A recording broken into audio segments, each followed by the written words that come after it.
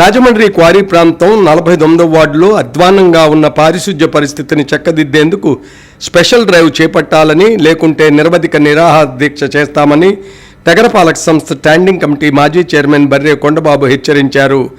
నగరపాలక సంస్థలో నిర్వహించిన ప్రజా సమస్యల పరిష్కార వేదికలో అదనపు కమిషనర్ రామలింగేశ్వరరావుకు వినతిపత్రం అందజేశారు.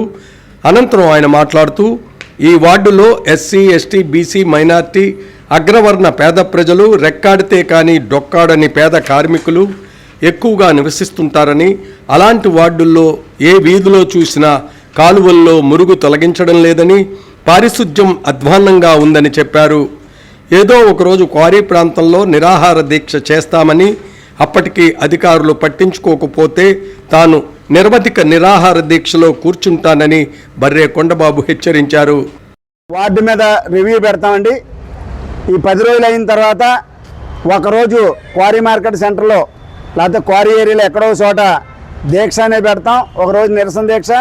అది అయిన తర్వాత అప్పటికీ కానీ పూర్తిగా మా 37 మంది శానిటేషన్ వర్కర్స్ని కానీ ఇవ్వకపోతే వెంటనే ఏ రోజు ఏదన్నా చెప్పకుండానే ఆమరణ నిరాహార దీక్ష పెట్టడానికి నేను సిద్ధమయ్యానని చెప్పేసి తెలియజేస్తున్నాను.